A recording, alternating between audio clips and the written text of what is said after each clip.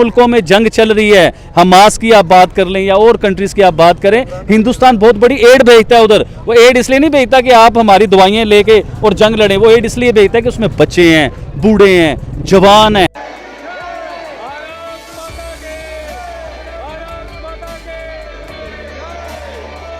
Jordan पहुंचने पर PM Modi का भव्य स्वागत हुआ। Prime minister Modi is like is a smart guy, समझदार हैं बहुत ज़्यादा, ठीक है। और वो सिर्फ यहाँ पे सिर्फ इस चीज़ के लिए क्यों ट्रैवल करेंगे वहाँ? ये पाकिस्तान के लिए हजीमत है या पाकिस्तान को कोई हमारे सबके किए हुए गुनाहों की सजा है इज्तिमाई तौर? इंडिया वाज वेरी लकी कि हमारे को बहुत अच्छे लीडर मिल गए। मोदी साहब लाख लोग क्रिटिसाइज उनको करते रहे, पर जो उन्होंने कर दिखाया है वो है रिकॉर्ड में, हिस्ट्री में ऐसा। नरेंद्र मोदी जहाँ पे भी जाते हैं, जिस मुल्क में भी जाते हैं, इवन इंडिया का ही फायदा सोच के नहीं जाते, उसके साथ साथ उस मुल्क का भी फायदा सोच के जाते हैं। जो बेचारे मरीज हैं उनके लिए प्रॉपर जो है ना वो दवाइयाँ भेजी जाती हैं, खाने पीने की चीज। चाइना भी इस टाइम परेशान है हिंदुस्तान को लेके, क्योंकि चाइना को पता है अगर दुनिया में कोई उसे बीट कर सकता है तो वो सिर्फ हिंदुस्तान है, उसके अलावा कोई कंट्री नहीं है। चाइना भी घुटने टेक चुका हुआ है हिंदुस्तान के आगे। आपको याद होगा लद्दाख में कितना बड़ा मामला चल रहा है हिंदुस्तान का, और चाइना कितनी जंग का मामला है, कितनी जगह का मसला है। तो उस जगह पे भी हिंदुस्तान अपने घुटने टेकता हुआ नजर आ रहा है, और हिंदुस्तान के साथ वो जो है ना चाइना घुटने टेकता हुआ नजर आ रहा है हिंदुस्तान के साथ दोस्ती करने के लिए। नरेंद्र मोदी ने जो पिछले कुछ बहुत अपने पिछले अरसे में टेन्योर में अपनी तीसरा टेन्योर है उनका, हाँ जो इनका टेन्योर है उसमें इंडिया में भी एक मेजर है। आप देखिए कि उनकी आईटी डिपार्टमेंट में, उनके इंफ्रास्ट्रक्चर में बहुत ज्यादा जो ना वो तरक्की की है, लेकिन पाकिस्तान जो ना वो डे बाय डे डाउन जा रहा है। दोस्तों, मोदी जी की जॉर्डन यात्रा से एक ऐसी तस्वीरें सामने निकल कर आ रही है जिसे देखकर पाकिस्तानियों के पीछे आग लग गई है। क्योंकि दोस्तों अभी 1 महीने पहले जॉर्डन से राजकुमार पाकिस्तान गए हुए थे। वहाँ पाकिस्तान का जो फील्ड मार्शल है, यानी जो असल में सत्ता चला रहा है, वही खुद गाड़ी चलाकर जॉर्डन के राजा को इधर उधर घुमा रहा था।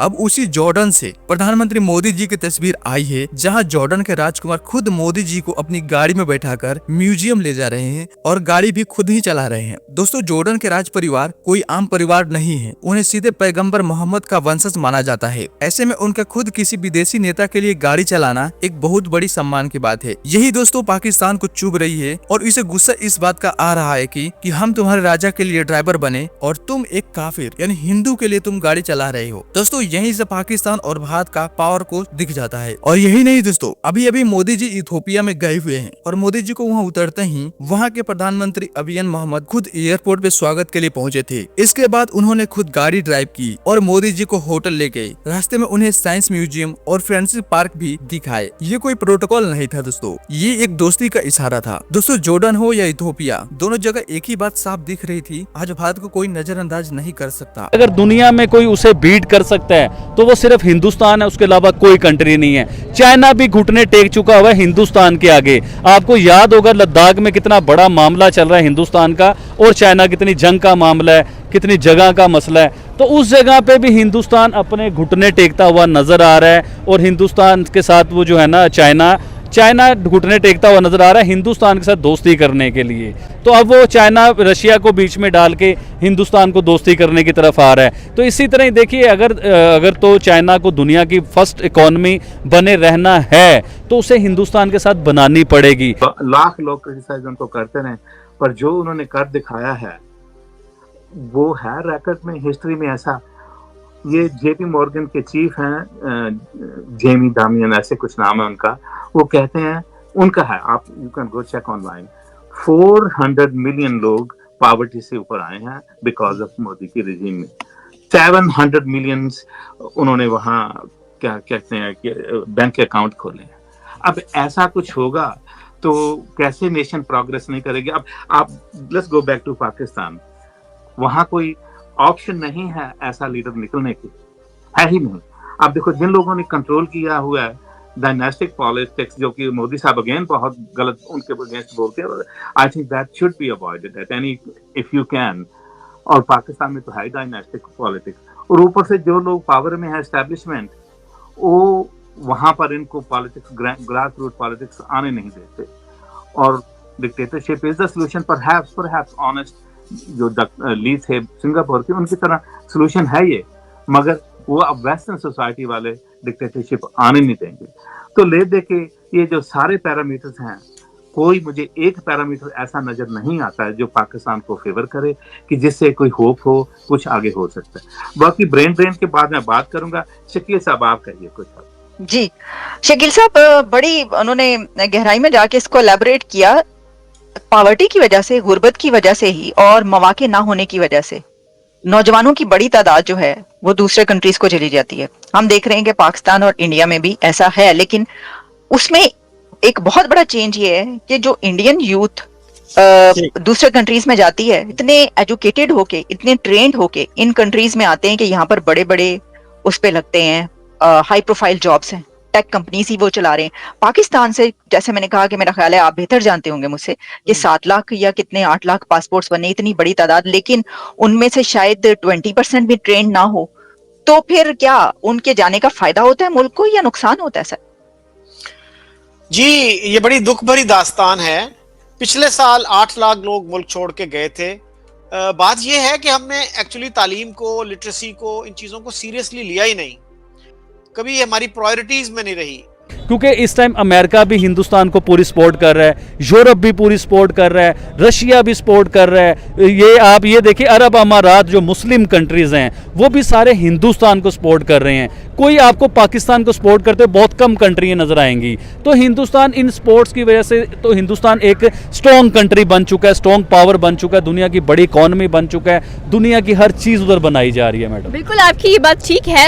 अगला सवाल मैं आपसे ये करूंगी, क्या लगता है आपको कि जिस तरह से भारत है वो फलस्तीन को भी सपोर्ट करता है, वो इसराइल को भी सपोर्ट करता है, तो ये जो स्पोर्ट्समैनशिप का एक हमें नजर आ रहा है जज्बा, ये कहाँ तक लेकर जाएगा भारत? क्योंकि भारत डिप्लोमेटिक वेज बहुत अच्छे बनाता है। एक्चुअली भारत की ना कुछ पॉलिसीज हैं जो जिन्हें कहा जाता है बड़ी आउटस्टैंडिंग किस्म की पॉलिसीज हैं। देखिए, मैं आपको इसराइल की बात पे बाद में लेके आता हूँ, पहले हम चलते हैं रशिया की तरफ। रशिया से जब तेल के मामलात हुए, अमेरिका ने आंखें दिखाई हिंदुस्तान को, लेकिन हिंदुस्तान नहीं डरा, उसने तेल लेके दिखाया, अपने लोगों को फायदा दिया। उसके बाद आप चले जाएं ईरान की तरफ। ईरान के लिए भी अमेरिका ने आंखें दिखाई हिंदुस्तान को कि आप ईरान के साथ ट्रेड ना कीजिए, उससे कोई मुआहदे ना कीजिए, उससे तेल ना लें। तो हिंदुस्तान ने उनसे तेल भी लेके दिखाया, उनसे ट्रेड भी करके दिखाया। आज तक ईरान के साथ बिजनेस हिंदुस्तान करता है, वो नहीं डरा। अब आ जाएं आप इसराइल की तरफ या दूसरी कंट्रीज की तरफ, इनकी जंग की तरफ आ जाएं, तो हिंदुस्तान की पॉलिसी है दोस्ती की, उसकी जंग की पॉलिसीज नहीं है। आप पिछले 20, 30, 40 सालों में निकाल के देखें कि हिंदुस्तान ने कितने मुल्कों के साथ जंग लड़ी है या कितने मुल्कों को ब्लैकमेल की है। देखिए, तरक्की जो मुल्क करते हैं उनकी कामयाबी ये होती है कि वो जंगों की तरफ नहीं जाते, वो अपने मुल्क को जो है ना बिजनेस की तरफ लेके आते हैं, अपने मुल्क में इंडस्ट्रीज लेके आते हैं, अपने मुल्क में कारोबार लेके आते हैं, अपने मुल्क में इन्वेस्टर जो है उन्हें फायदा देते हैं वो लोग। लेकिन हम लोग जो है ना सिर्फ जंगी सामान इकट्ठा करने पे अपना टाइम ज़ाया करते हैं, सिर्फ जंग के लिए हम कोशिश कर रहे होते हैं। हम लोग ये कोशिश नहीं करते, ये पिलकती हुई आवाम, ये महंगे बिजली के बिल, ये महंगा आटा, ये महंगे राशन, हम लोग इसके ऊपर काम नहीं करते। हम करते हैं काम एटम बम के ऊपर, हम काम करते हैं यूनाइटेड नेशन में जाके, जी हमने कश्मीर के मुद्दे को उठाना है। हम उधर जाके यूनाइटेड नेशन में अगर ये मुद्दा उठाएं,